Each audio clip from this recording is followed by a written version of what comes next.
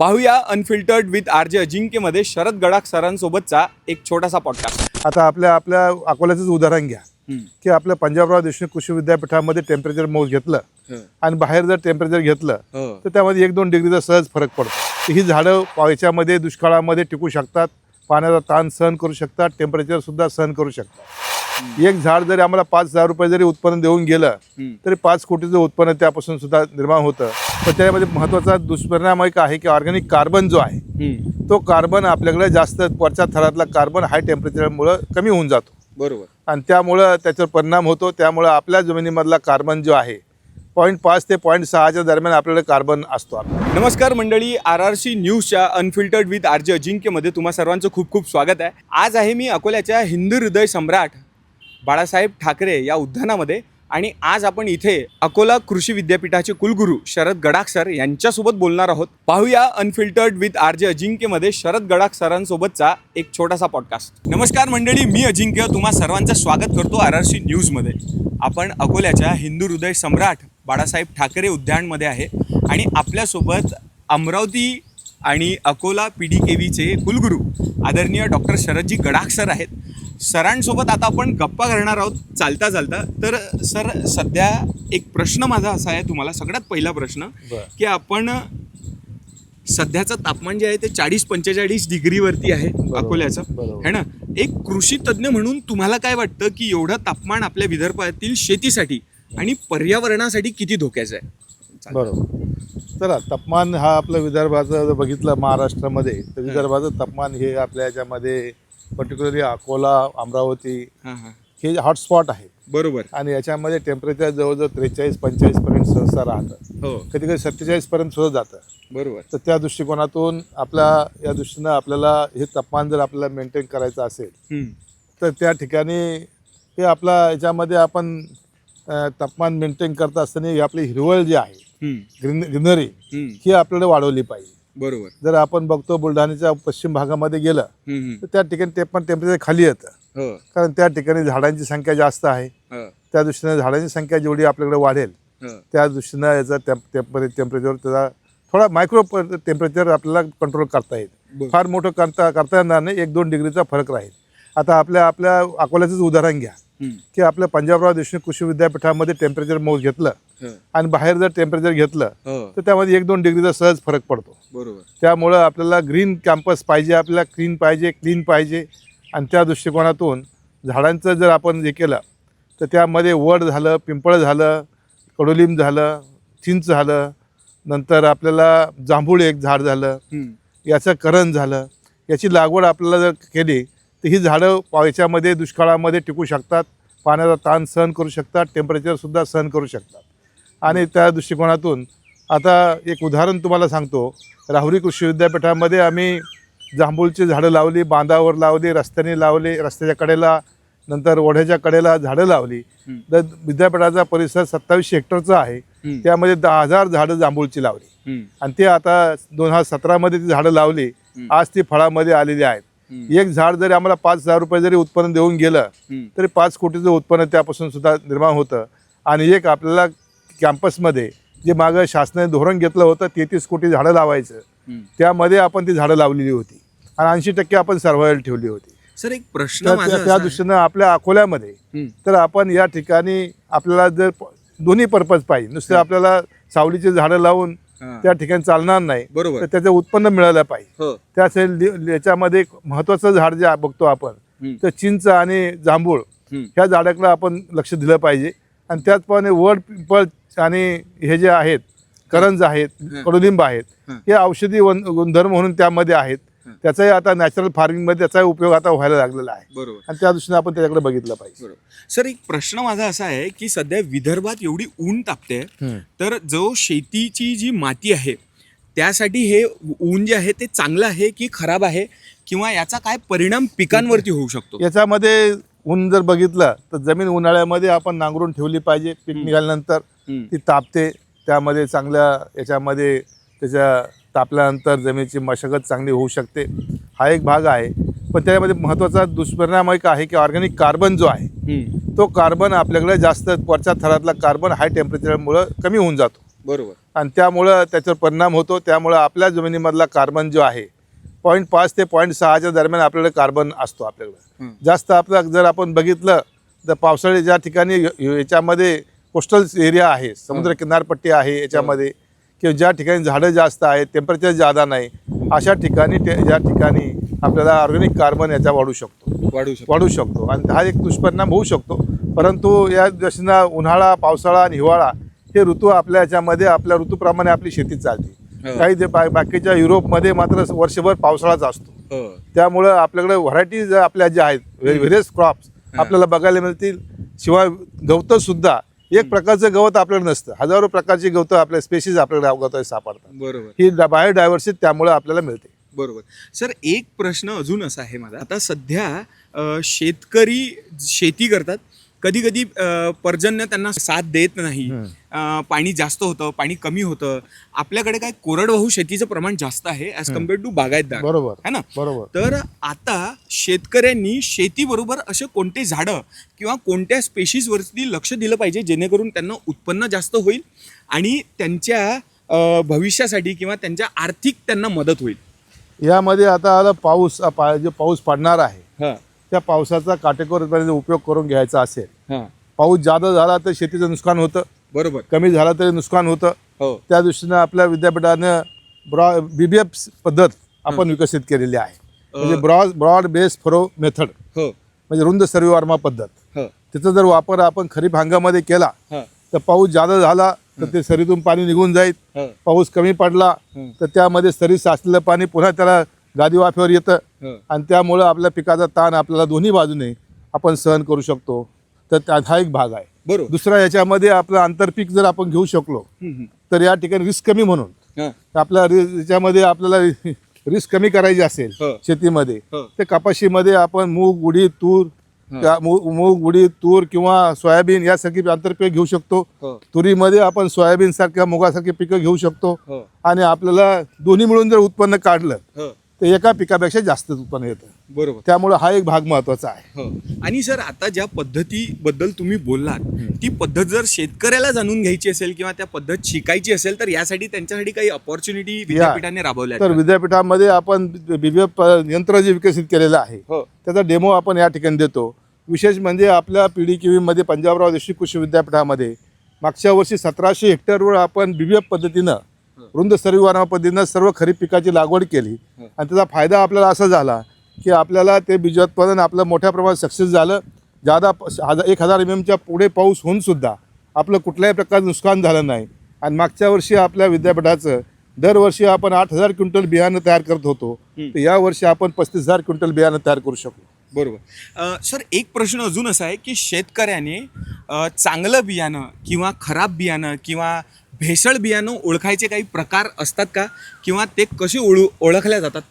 तर याचं बियाणं जर तुम्हाला हे करायचं असेल तर यामध्ये आपल्याला सर्टिफाईड बियाणं शेतकऱ्यांनी पेरावं हे आम्ही आवाहन करतो. ट्रुथफुल बियाण्यामध्ये भेसळ असू शकते कारण त्याला प्रमाणीकरण होत नाही. बरोबर. तर त्यामुळे सर्टिफाईडच बियाणं शेतकऱ्यांनी पेरावं, त्यामध्ये भेसळ येणार नाही.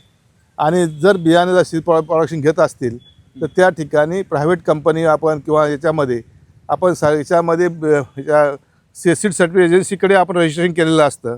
त्यामुळं आपण सर्टिफाईड बियाण्याला त्यांचासुद्धा कंट्रोल असतो आणि त्यामुळं सर्टिफाईड बियाणं जर आपण शेतकऱ्यांनी पेरलं तर यामध्ये आपली फसवणूक होणार नाही. सर, आपण नेहमी म्हणतो झाडे लावा, झाडे जगवा, पण आपण कोणती झाडे लावली पाहिजे? आता जसं पाणी पण जसं आहे विदर्भात थोडंसं कमीच येतं किंवा पाण्याची पण कधी कधी प्रॉब्लेम्स असतात, तर अशी कोणती झाडं आहे जी कमी पाण्यात जगतात, जास्त पर्यावरण जपतात आणि शेतकऱ्यांनी ही झाडे लावायला पाहिजे? तर त्यामध्ये आपल्याला कमी पाण्यात जगणारी, जास्त याच्यामध्ये उन्हाळ्यात ताण सहन करणारी सगळ्यात चांगलं झाड असेल तर सीताफळ आहे. आज सीताफळ आहे, रामफळ आहे, त्याचप्रमाणे चिंच आहे आणि पेरूसारखं पीकसुद्धा काही प्रमाणात ताण सहन करू शकतं. आपल्या पंजाबराव देशमुख कृषी विद्यापीठामध्ये आपण 20 फळपिकं लावलेली आहेत, 34 व्हरायटी लावलेल्या आहेत. त्यामध्ये संपूर्ण टेक्नॉलॉजी त्याला वापरली आहे आणि आज 3 वर्ष त्याला झालेले आहेत. 3 वर्षामध्ये सगळी पिकं आता फळामध्ये आहेत. आमचा उद्देश एक आहे की विदर्भामध्ये फक्त संत्रा हे पीक मोठ्या प्रमाणात घेतलं जातं, तर त्याऐवजी सगळे पिकं शेतकऱ्यांनी बघावेत. जे चांगलं वाटेल ते प्रोडक्शन टू मार्केटिंगपर्यंतची संपूर्ण त्या ठिकाणी डेमॉन्स्ट्रेशन आपण उभं केलेलं आहे ते बघावं आणि आपल्या शेतावर त्याचा वापर करावा. सो खूप खूप धन्यवाद. शेतकऱ्यांसाठी एवढे छान कार्यक्रम आपण राबवत आहे. एक प्रश्न अजून पुढचा असा, आजची तरुण पिढी शेतीकडे करिअर म्हणून बघते. त्यांना निसर्गाचा समतोल, आधुनिक शेती आणि पर्यावरणाचं रक्षण या दोन्ही गोष्टी एकत्र करून शेती करता येईल का, आणि यावर तुमचा त्यांना काय संदेश असेल? तर यामध्ये आता सगळ्यात महत्त्वाचं की आता जगाला रेसिड्यू फ्री अन्न पाहिजे. त्यामध्ये आपण आता केमिकल फर्टिलायझरने आतापर्यंत आपली क्रांती केली.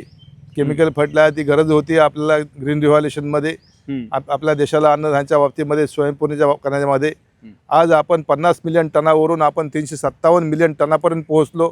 आज आपण जगामध्ये आपल्याला अन्नधान्याच्या स्वयंपूर्ण झालो. आपण बाहेरच्या देशाला अन्नधान्य पाठवू शकतो. परंतु आता आपल्याला याच्यामध्ये फूड सिक्युरिटी, न्यूट्रिशन सिक्युरिटी याच्याकडे आपल्याला बघितलं पाहिजे. आरोग्यदायी धान्य आपल्याला तयार केलं पाहिजे.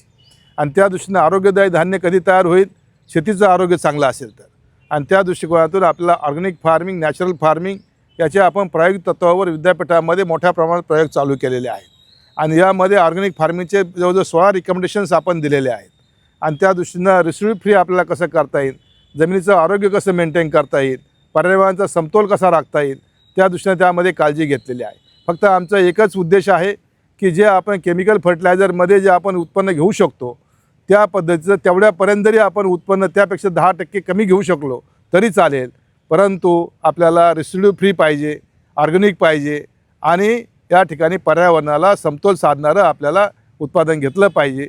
त्या दृष्टीनं आपला रिसर्च चालू आहे. सर, मी एक ऑब्झर्व केलं आहे समाजामध्ये, स्पेशली शेतकरी किंवा म्हणजे आता असं व्हायचं की माझे आजोबा, एक पकडलं समजा, एक उदाहरण म्हणून घेऊया की माझे आजोबा शेती करायचे, माझे वडील शेती करतायत आणि मी पण शेती करतो. पण मला असं वाटतं की समाजाचा हा दृष्टिकोन आहे की शेती ही शिकायची नसते, ती करायची असते. बट तुम्हाला काय वाटतं की एज्युकेशन शेतीसाठी किती महत्त्वाचं आहे आणि त्या शेतकऱ्यांनी ते का बरं शिकलं पाहिजे? यासाठी एज्युकेशन सगळ्यात महत्त्वाचं आहे. का सगळ्यात टेक्नॉलॉजी महत्त्वाची आहे की आपली पारंपरिक पद्धतीनं आपण शेती करत गेलो आणि आता आपण आपल्या सगळ्या टेक्नॉलॉजी वापरून करून गेलो तर यामध्ये उत्पादकता आपली दुप्पट होऊ शकते. आणि त्या दृष्टीनं आपलं तंत्रज्ञान वापरून उत्पादकता दुप्पट केली पाहिजे. सर, पंजाबराव देशमुख कृषी विद्यापीठ नेहमी शेतकऱ्यांसाठी माहिती तंत्रज्ञानाचा वापर म्हणा किंवा माहिती कशी मिळेल त्यांना, शेती कशी करायची, शेतीसाठी कोणते बियाणं पूरक असतात किंवा कोणत्या पद्धतीनं शेती करायची, या सगळे उपक्रम राबवते. पण शेतकऱ्यांना कसं माहिती पडेल की कृषी विद्यापीठाने हा उपक्रम राबवला आहे? तर याच्यामध्ये पंजाबराव देशमुख कृषी विद्यापीठामध्ये वर्षभर ह्या ॲक्टिव्हिटी चालू असतात. तर वर्षाच्या पहिल्या महिन्याच्यामध्ये फेब्रुवारीमध्ये आपण हॉर्टिकल्चर डे साजरा करतो. त्यामध्ये आपण 450 एकरवर फ्रुटगा, फळपिकं आणि भाजीपाल्याची पिकं या ठिकाणी लाईव्ह डेमॉन्स्ट्रेशन घेतलेलं असतं. जवळजवळ 318 व्हरायटी आणि सगळे पिकं आपण फुलद्वांचे असतात, फळांचे असतात, फुलांचे असतात आणि भाजीपाल्याचे असतात, मोठ्या प्रमाणात आपण घेतो. त्यावेळी मागच्या वर्षी दरवर्षापर्यंत 50,000पेक्षा जास्त शेतकरी त्याला भेटी देतात. त्यावेळेस शेतकऱ्यांनी आलं पाहिजे. नंतर दुसरा एक उपक्रम आपण राबवतो, शिवार फेरीचा कार्यक्रम. तो सप्टेंबरच्या 3ऱ्या आठवड्यामध्ये असतो. त्यावेळेस आपण 25 एकरवर आपण सगळ्या विद्यापीठाच्या, 4ही विद्यापीठाच्या, प्रायव्हेट कंपन्यांच्या सुद्धा आपण त्या ठिकाणी वाहन आणि तंत्रज्ञान लावतो. आणि आपण त्यामध्येच त्या दाखवल्यानंतर हा सूर्य आणि हा जयद्रथ प्रत्येक विद्यापीठाला आपण संधी देतो बघण्याची. आणि आपल्या पंजाबराव देशमुख कृषी विद्यापीठानं आपल्या विदर्भासाठी संशोधन केले असल्यामुळे हे संशोधन विदर्भातील शेतकऱ्यांना बघायला मिळावं. कारण बाहेर पश्चिम महाराष्ट्रात माणूस शेतकरी जातो आणि त्या ठिकाणी बघतो आणि आपले जाण्याचा प्रयत्न करतो, पण ते संशोधन त्या ठिकाणी फेल जातं. कारण ते संशोधन त्या वातावरणामध्ये त्यामध्ये इव्हॅल्युएट केलेलं असतं. त्यामुळे आपल्या वातावरणात इव्हॅल्युएट केलेलं संशोधन आपण या ठिकाणी बघावं आणि या ठिकाणी मोठ्या प्रमाणात शेतकऱ्यांनी घेऊन जावं. तर त्यावेळेस 25 एकरवर त्या ठिकाणी केलेलं असतं. सगळ्या व्हरायटी, सगळे वाहन लावलेले असतात. आणि महत्त्वाचं 1100 हेक्टरवर दरवर्षी आपण विद्यापीठ प्रेझेंटेबल फॉर्ममध्ये ठेवत होतो. आज आपण 3200 हेक्टरवर ह्या वर्षी आम्ही प्लॅनिंगमध्ये सगळं विद्यापीठाचा 3200 हेक्टर जो फार्म आहे तो सगळा प्रेझेंटेबल फॉर्ममध्ये ठेवणार आहे. त्यामध्ये संपूर्ण BVF टेक्नॉलॉजी आपण वापरलेली असणार. त्यामुळं त्या ठिकाणी पाणी कसं अडवायचं, पाणी कसं जिरवायचं, इंटरक्रॉपिंग कसे घ्यायचे, त्याच्यामध्ये मॅनेजमेंट कशी ठेवायची, हे सर्व शेतकऱ्यांना त्या ठिकाणी बघायला मिळेल. मेकॅनिझेशन कसं करायचं, वीज डिपार्टमेंट आपले या ठिकाणी विद्यापीठामध्ये काम करतात आणि त्या काम केल्यानंतर ते आपल्याला बघायला त्या ठिकाणी मिळते. आणि जवळजवळ दरवर्षी 1 लाखापेक्षा जास्त शेतकरी त्याला भेटी देतात.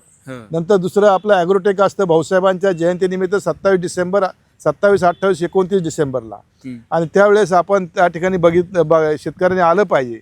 मागच्या वर्षी जवळजवळ 550 स्टॉल होते आणि सगळ्या टेक्नॉलॉजी आपण त्या ठिकाणी हायलाईट केल्या होत्या. तर 9 लाख शेतकऱ्यांनी त्यावेळेस भेटी दिल्या.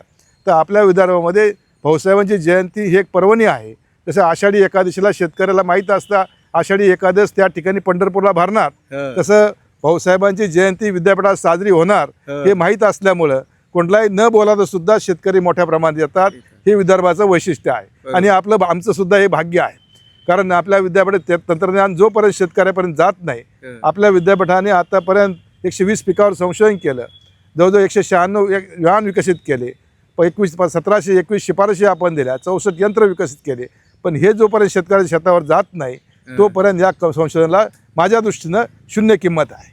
आणि त्या दृष्टीनं हे संशोधन शेतकऱ्यांनी घेऊन जावं. हे अपॉर्च्युनिटी असते, संधी असते. एवढंच नाही तर मॉडेल विलेजच्या माध्यमातून, फार्मर सायंटिस्ट फोरमच्या माध्यमातून आपण विदर्भभर आपण या 11 विलेजमध्ये आपण 11 मॉडेल उभे केले. फार्मर सायंटिस्टच्या माध्यमातून आपण 32 फार्मर सायंटिस्ट फोरम उभे केले आणि त्यामधून सुद्धा टेक्नॉलॉजी ट्रान्सफर करायचा प्रयत्न करतो. तर शेतकऱ्यांना माझं एक आव्हान या ठिकाणी राहील विदर्भाच्या, आपण जसं आपण कृषी पंढरपूरला वर्षाला आषाढी एकादशीला भेट देतो, तशी आपल्या विद्यापीठाला ह्या कोणत्या ऑकेजनला एकदा जरी भेट दिली तरी आपल्याला या ठिकाणी तंत्रज्ञान आपल्याकडे नेता येईल आणि आमचं हे आव्हान राहील. सर, ग्लोबल वॉर्मिंग सध्या जागतिक समस्या झालेली आहे. यावर स्थानिक पातळीवर विदर्भाने काय उपाय केले पाहिजे असं तुम्हाला वाटतं, जेणेकरून ग्रीन मॉडेल आपण अंमलात आणावं आणि संपूर्ण देशापर्यंत ते मॉडेल पोचावं? यामध्ये आपल्याला जर ग्रीन आपल्याला करायचं असेल तर आपल्याला महत्त्वाचं म्हणजे पावसाळ्यामध्ये, खरीप हंगामामध्ये आपला सगळा परिसर विदर्भाचा बघण्यासारखा असतो, रब्बी हंगामात सुद्धा बघण्यासारखा असतो. परंतु आपल्याला उन्हाळ्यामध्ये आपल्याकडं हिरवळ कमी असते, ग्रीनरी कमी असते. याचं कारण आपल्याला फळबागांची लागवड कमी आहे. फळे आणि भाजीपाल्याची लागवड आपल्या विदर्भामध्ये वाढवणं भरपूर असा स्कोप आहे. आता आपल्याला समृद्धी हायवे झाला, 8 तासामध्ये आपण मुंबईला गाठू शकतो. मुंबई ही जागतिक बाजारपेठ आहे. त्याच्यामध्ये भाजीपाल्याची मोठी बाजारपेठ आहे. एकेका प्रकारची फळाची गाडी 100-150 गाड्या एका मार्केटला सहजासहजी खपू शकतात, कुठल्याही भावाचा परिणाम कमी जास्त न होता. तर त्या दृष्टीनं आपण त्याचा फायदा घेतला पाहिजे. आणि आपल्याकडं जसं आपण पश्चिम महाराष्ट्राचे काही बेल्ट आहेत, त्यामध्ये नारायणगाव झालं, नंतर पिंपळगाव बसवंत झाला, सातारा जिल्हा झाला, यामध्ये मोठ्या प्रमाणात फळे भाजीपाला घेतलं. आणि कोकणामध्ये पालघर, डहाणू भागामध्ये मोठ्या प्रमाणात घेतलं जातं. त्या ठिकाणी फळांची लागवड, भाज्यांची लागवड मोठ्या प्रमाणात होते. तसं विदर्भामध्ये फळं आणि भाजीपाल्याची लागवड मोठ्या प्रमाणात जर वाढली तर आपल्याला चांगल्या. आणि दुसरी गोष्ट, आपल्याला पाणी कमी आहे असं नाही. माझ्या मताने बाकीच्या याच्यापेक्षा पश्चिम महाराष्ट्रापेक्षा जादा पाणी आपल्याकडे आहे. आपला जो झोन आहे पूर्व पश्चिम विदर्भाचा झोन जो आहे हा अश्युअर रेनफॉल झोन आहे. हमखास पाऊस पडतोच आपल्याकडे, पाऊस पडत नाही असं होत नाही. त्यांचा अश्युअर रेनफॉल झोन आहे. म्हणजे त्याच्यामध्ये किंवा याच्यामध्ये पाऊस पडेल त्याची गॅरंटी त्यांना नाही, पण आपला हमखास पावसाचा प्रदेश आहे, हा एक भाग आहे. नंतर मध्य विदर्भ जे आहे मध्यम ते भारी पावसाचा प्रदेश आहे. पूर्व विदर्भ आहे तो जास्त पावसाचा प्रदेश आहे. त्यामुळं आपल्या विदर्भाला चांगला स्कोप आहे. पर्टिक्युलरली पूर्व आणि मध्य विदर्भ यामध्ये अग्रेसर राहू शकतात.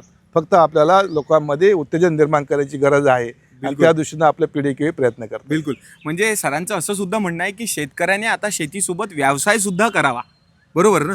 व्यावसायिक भाजीपाल्याकडे आणि कमर्शियल फळाकडे कमर्शियल पीक म्हणून घेतलं पाहिजे. बरोबर. कमर्शियल पीक म्हणून जर घेतलं गेलं तर त्या ठिकाणी आपली आर्थिक सुबत्ता पण आपल्याला येऊ शकते आणि आपल्या याच्यामध्ये एक लिव्हिंग स्टँडर्ड जे आहे ते सुद्धा आपल्याला वर्षभर आपल्याला शेतीवर आपल्याला काम मिळू शकतं.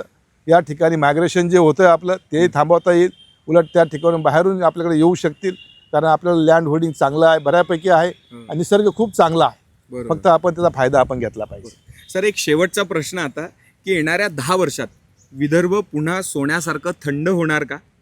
आणि नागरिक म्हणून विदर्भातल्या लोकांनी कोणती प्रतिज्ञा घेतली पाहिजे? आता याच्यामध्ये काय आहे, हा एक अपॉर्च्युनिटी आहे. उन्हाळा हा जो टेम्परेचर जे आपल्याकडे आहे विदर्भामध्ये ही एक संधी आहे. त्या संधी म्हणून त्याकडे बघितलं पाहिजे. त्या दृष्टीनं त्या विदर्भाच्या हाय टेम्परेचरला सुटेबल असणारे क्रॉप आपण घेतले पाहिजे.